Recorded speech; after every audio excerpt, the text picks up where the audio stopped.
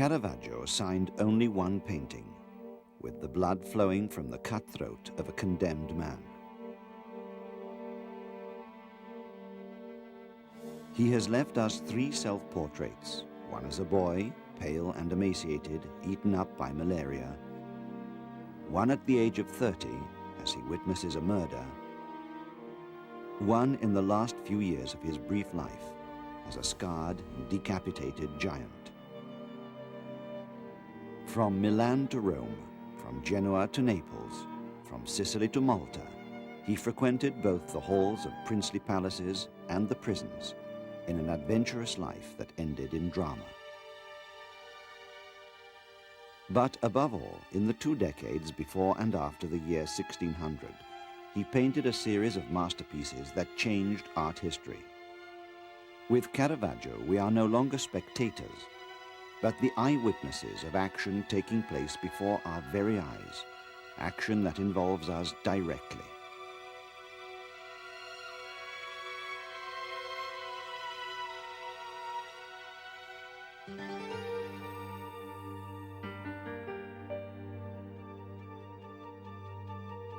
Milan, 1571. This, according to the most recent studies, is the time and place of the painter's birth. Like the snake on the castle flags, the power of the Sforza Junctum has been broken. After long battles, Spain prevails in the hands of Lombardy. Milan becomes a colony of Charles V's empire, and subsequently of his son, Philip II's. In the castle, transformed into a severe barracks, the splendid court feasts organized by Leonardo for Ludovico il Moro are a distant memory. The bastions and the ramparts now seem to stand for military rule over the city. Enclosed within the mighty circle of the Spanish walls, Milan is no longer a state capital, but administered by a governor appointed in Madrid. Caravaggio's real name was Michelangelo Merisi. His father, Fermo Merisi, was responsible for administering the property of the Marquis of Caravaggio, a town in the province of Bergamo. And this explains the name that the painter was known by. Several members of the Merisi family were priests, and therefore involved in the influential pastoral and religious activities of San Carlo Borromeo. Remembering Sant'Ambrogio, Borromeo interprets the role of Archbishop of Milan both spiritually and in terms of human energy. St. Carlo is deeply involved in the renewal of religious faith after the Council of Trent, but is also politically active and opposed to Spain's governor. The altar and pulpit of the cathedral, renovated according to the dictates of religious art during the Counter-Reformation set out by Borromeo himself, are the moral and cultural landmarks of the city. Subsequently, in 1576, St. Carlo Borromeo plays a distinguished role during the tragedy of the plague. This is a devastating scourge for Milan. Tens of thousands of citizens die in one of the severest epidemics in history, and Caravaggio's father is amongst them, leaving the young Michelangelo an orphan at the tender age of 5. The plague emphasizes the severe moral tone of Milanese art and architecture in the late Renaissance. In the sanctuary of St. Mary at San Celso, the young Caravaggio must have admired a work by the artist Moretto of Brescia, depicting the fall of St. Paul, and dominated by a huge piebald horse, with the saint lying on the ground, alone and stupefied. This painting, and in more general terms the whole production of the Brescia masters of the mid-1500s, may help to explain the origins of Caravaggio's realism. Caravaggio's training took place in the studio of a competent painter, Simone Peterzano. Peterzano was involved in a large amount of decorative work on the churches of the late Renaissance, and his narrative paintings were enlivened by bright colors, a originating from the Veneto region. Some of the most successful of these works are the frescoes in the choir of the Certosa of Garignano at the gates of Milan. In all probability, Peterzano took the teenage apprentice Caravaggio to Venice with him to study and perfect his art during the 1580s.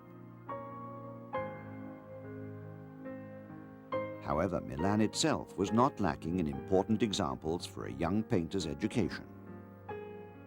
In the sanctuary of Santa Maria delle Grazie, a celebrated architectural monument dating from the time of the Sforza family, exhibited on one of the side altars, was one of the greatest and most tragic of Tiziano's masterpieces, the Flagellation of Christ, which was taken to the Louvre in Napoleonic times. No other Renaissance painting bears a greater similarity to Caravaggio's religious scenes in its style, use of light, and sense of drama in human tragedy. Caravaggio must have spent many days during his adolescence at the Dominican convent in Santa Maria delle Grazie. Apart from Tiziano's altar painting, the young artist also had the chance to study Leonardo's Last Supper at length, and to use it as a tool beyond compare for the study of emotions, expressions, sentiments, and movements of the soul.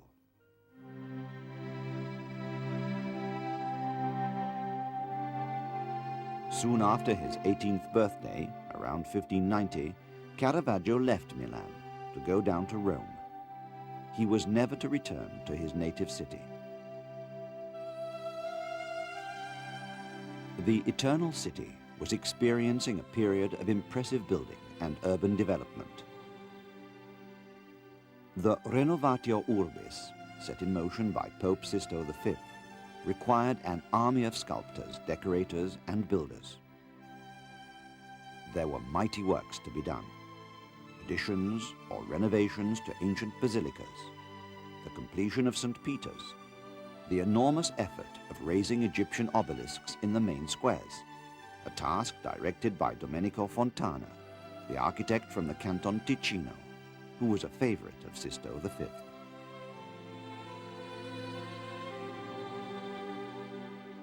In his early years, Rome means famine rather than fame to Caravaggio. The beginning is difficult, not to say off-putting. For the moment, he lives far from the halls and palaces.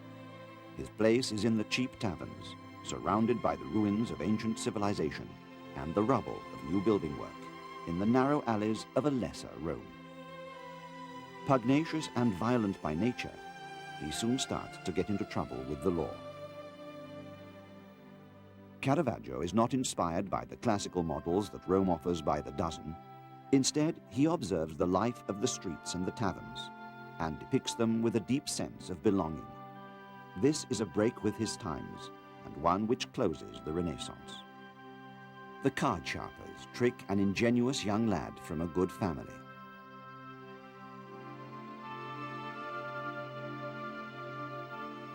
The smiling gypsy girl reads the palm of an innocent young man, while at the same time slipping the ring off his finger.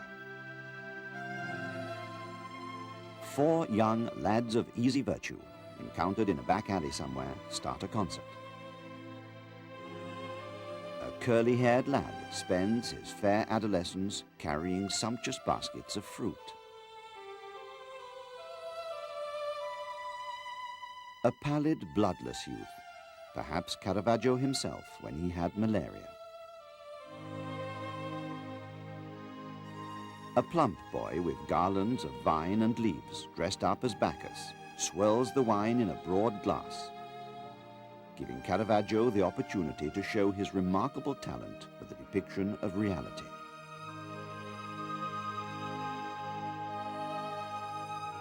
Finally, around 1596 here, the first version of the Supper in Emmaus, now to be found in London, with the sudden surprise of the disciples before the revelations of the Christ, who is an explicitly Leonardesque figure. The table is decorated with another amazing basket of fruit, accompanying the roast chicken.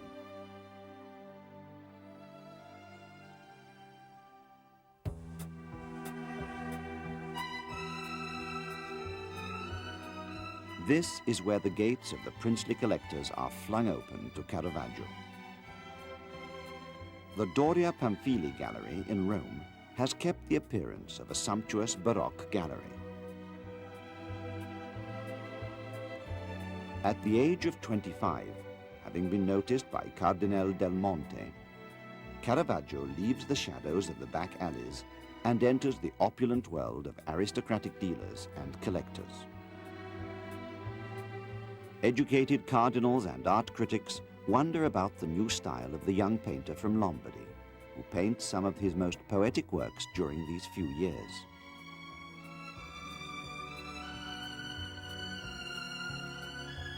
The repose during the flight to Egypt, one of the few scenes painted by Caravaggio against the background of nature, is suffused with the magic light of evening in a soft and delicate mingling of colors. The day is fading to the sound of the viola, played by the White Angel, as St. Joseph holds the music. Even the winged viola player becomes a real-life character in this miraculous moment, where the human and the divine meet. The human and the divine meet again in the Magdalene. Caravaggio is supposed to have used a girl from amongst the common people as his model, transforming her into the penitent Mary Magdalene by the simple addition of jewelry scattered on the ground.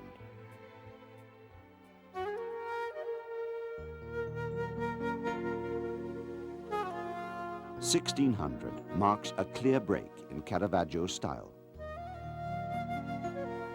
Up till now, the painter had produced almost exclusively medium-sized canvases, with few figures and mainly on non-religious themes. Now he has a completely new opportunity, that of creating the vast canvases for the Matteo Contarelli Chapel in San Luigi dei Francesi. It is not an easy beginning.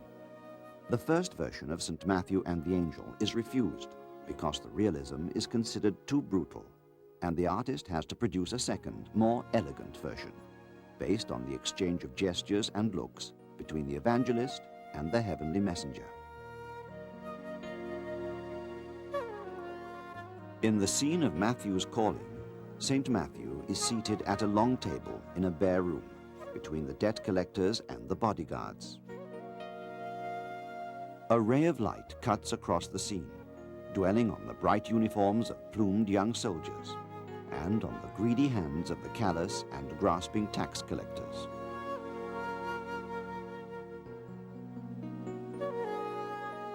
Christ appears, partly covered by the figure of St. Peter. One glance is enough.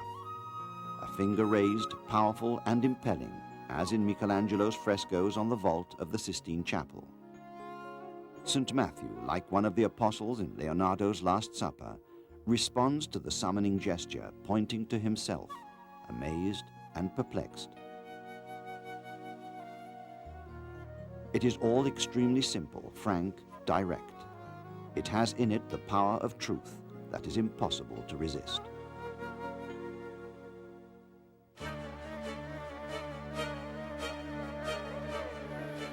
The martyrdom of St. Matthew is depicted as a brutal execution, with an executioner bursting into the church to run his sword through the priest, so that he tumbles down the steps of the altar during the Mass.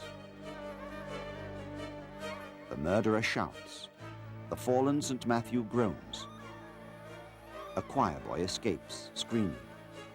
The people draw back, run away. An empty space forms around the martyr, and the darkness of horror descends. From above, a solitary angel appears, holding out a branch of palm, which is the symbol of martyrdom and the saint's entry into heaven. In the back left-hand corner, a pale 30-year-old man can be seen. It is Caravaggio, whose presence signifies his role as eyewitness to the event.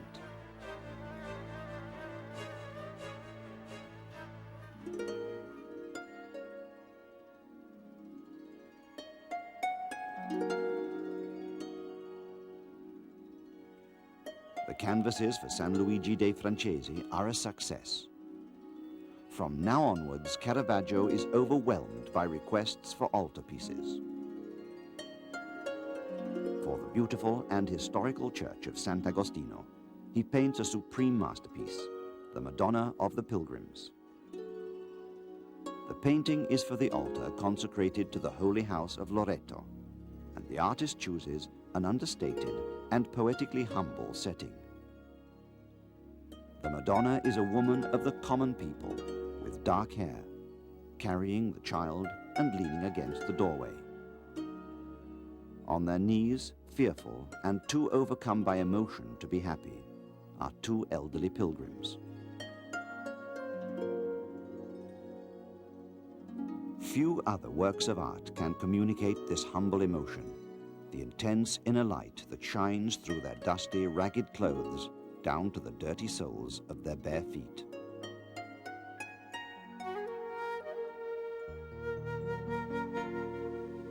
Of course, the true human quality and the chiaroscuro of Caravaggio's work may seem poles apart from aristocratic classicism, almost a luminous summing up of the entire history of painting, from ancient times up to the Renaissance. And it was introduced at the same time as the Bolognese Annibale Carracci arrived in Rome around 1590. But whilst Caravaggio struggled to make ends meet, Annibale went straight to the top. Backed by his deserved fame as a painter and man of culture, he receives the most prestigious of commissions for a painter, the decoration of the majestic gallery in the Farnese Palace.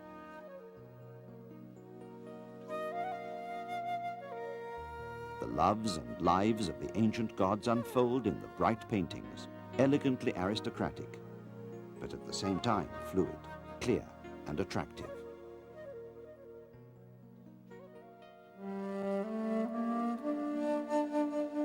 Tiberio Cerasi, owner of a chapel in the church of Santa Maria del Popolo, has the merit of bringing together two styles that are radically different.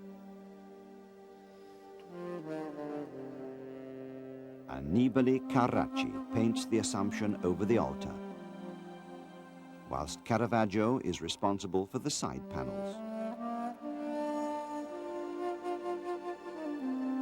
Again, Caravaggio completely revolutionizes the painting of religious themes.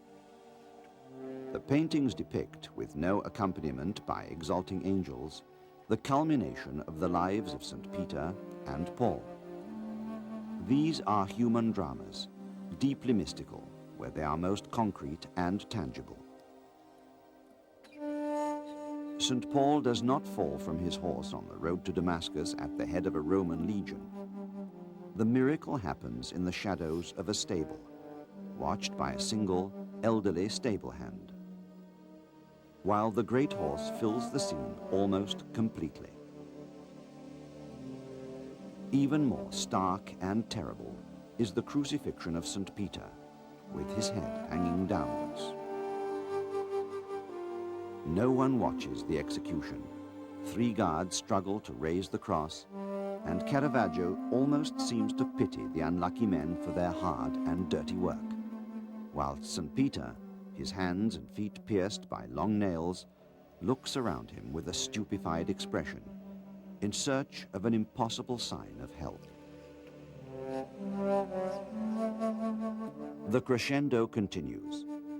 For the church of Santa Maria in Vallicella, a true artist's workshop for Baroque Rome, Caravaggio paints the monumental burial of Christ, today in the Vatican galleries.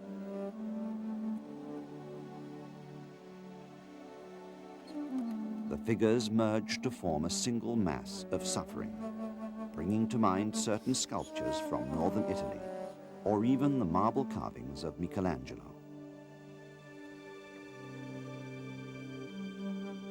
And there is also a work commissioned for the Basilica of St. Peter's, a Madonna for the footmen's altar. Caravaggio gives a mystical theme, such as the victory of Christ and Mary over the devil, a familiar, almost mundane tone. Failing to grasp the subtle beauty of the work, The commissioners are embarrassed by the nudity of the child and the plainness of Saint Anne, who looks more like a toothless old hag than the mother of Mary. This is how the painting is first confined to the Order of Saint Anne and then sold to Cardinal Borghese.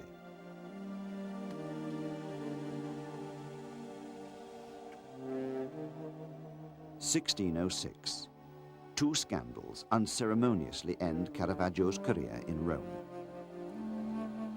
The artist is now 35 years old and has become a point of reference for European artists visiting Rome, such as Rubens. For the clergy of Santa Maria della Scala, he paints the death of the Virgin. It is a scene of dignified poverty and profound sentiment, set amongst poor people. It causes a scandal. It seems that Caravaggio used as his model for the Madonna the corpse of a prostitute who had drowned in the Tiber, and this is why Mary appears livid, bloated, her ankles bare. The painting was indignantly refused. It was soon bought by Rubens and is now in the Louvre.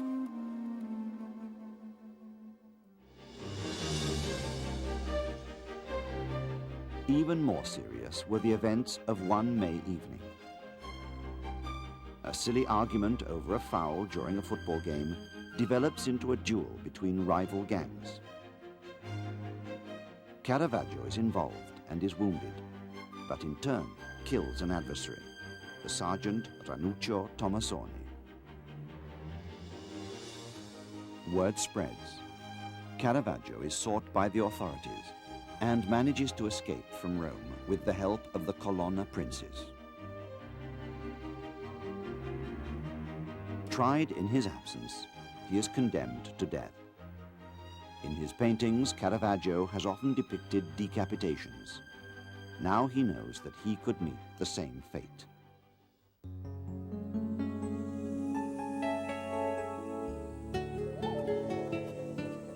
After a brief stay at Zagarolo, Caravaggio takes refuge in Naples. The painter, whose odyssey is just beginning, is torn by a burning desire to return to Rome and the certainty of the punishment that would await him. His flight along the coasts of the Mediterranean is to last over 4 years. Like Milan, Naples too is part of the Spanish dominions. It was the most densely populated city in Europe, the scene of a bustling daily life, and the spectacular setting for an explosion of Baroque architecture, painting, and decorative arts. Only a few of the works that Caravaggio painted in Naples have remained in their places of origin. The most striking of them is the complex altarpiece depicting the 7 works of mercy, set in the rich interior of the Pio Monte della Misericordia community.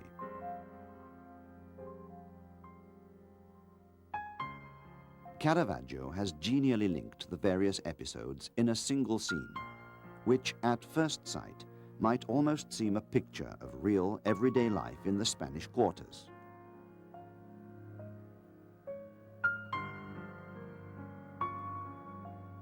Supported by 2 acrobatic angels, the Madonna smiles down on the scene below, which is particularly full of movement due to the absence of a single central focus.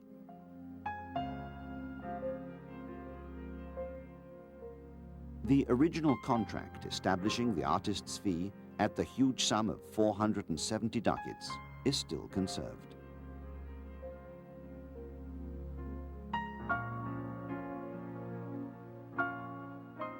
Another work that is characteristic of Caravaggio's first stay in Naples, which covered the whole of 1607, is the Flagellation of Christ, created for the great church of San Domenico Maggiore. Perhaps this tragic circle of guards, setting upon Christ, who is tied to a pillar and sculpted by shadows, contains old memories of Tiziano's altarpiece, which Caravaggio saw as a young boy in Milan. After producing this latest masterpiece, the artist sets sail. A prestigious stay awaits him, but yet again, one that is to end dramatically.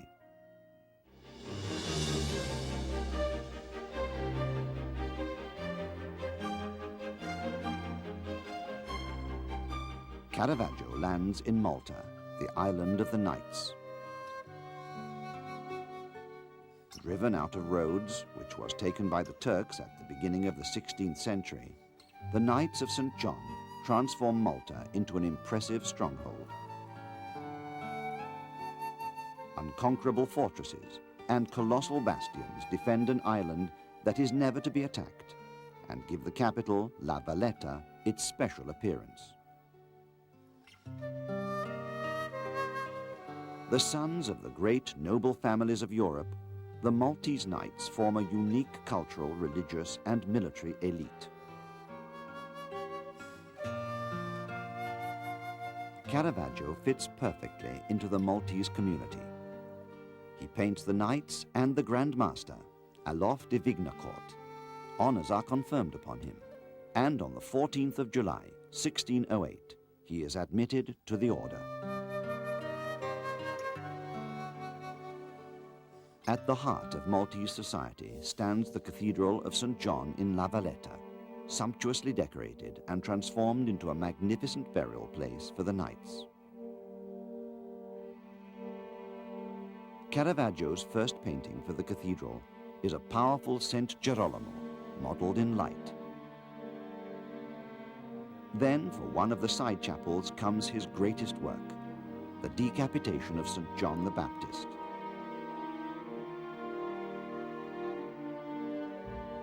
The scene is set in the early morning, with a pale light filtering through into a squalid prison courtyard. St. John has fallen to the ground, his neck severed by the sword. But the height of horror is that the execution has not been completely successful, and the executioner, following the orders of an officer, is preparing to deal the fatal blow. Two horrified women prepare for the pious task of recomposing the corpse, while two fellow prisoners peer out of a window.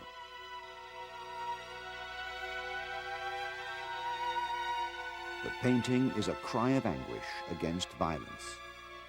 Caravaggio, who we must remember had been condemned to death for murder, has identified himself with the figure of St. John to such an extent that he traces his signature in the blood that flows from the wound.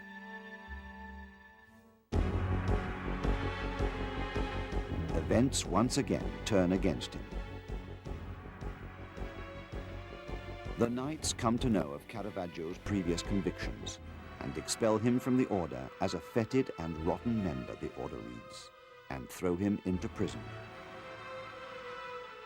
Caravaggio, who has by now a wide experience of jails, manages to escape and set sail again, this time for Sicily.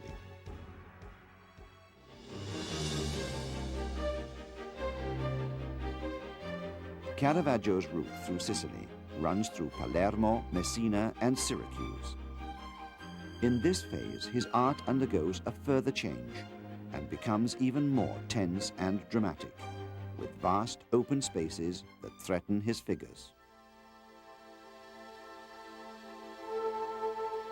The stay in Syracuse is particularly inspiring. Caravaggio visits the archaeological remains of the Greek city and is struck by the Latami, the great caves opening behind the Greek amphitheater.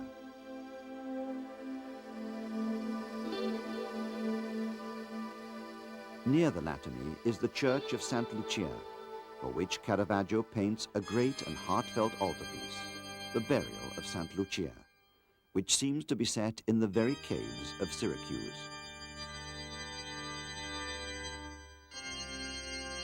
All the figures are crowded into the lower part of the canvas.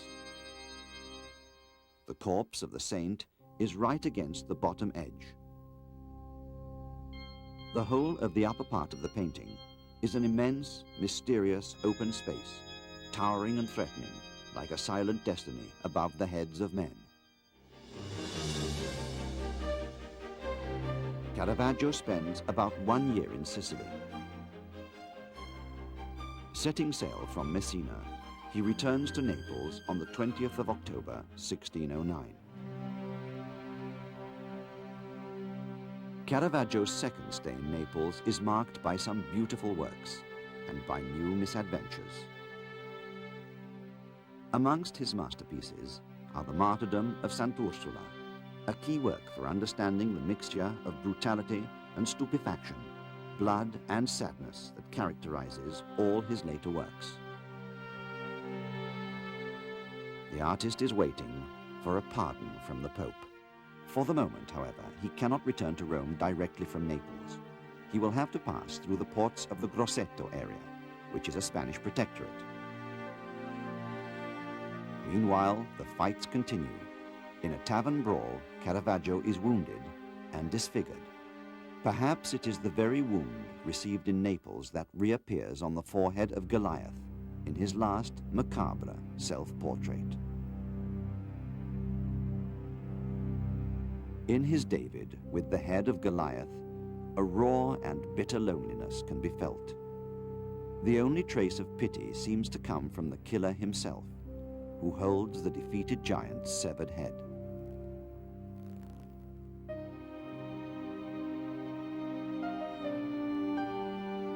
Pardon from the Pope seems to be imminent.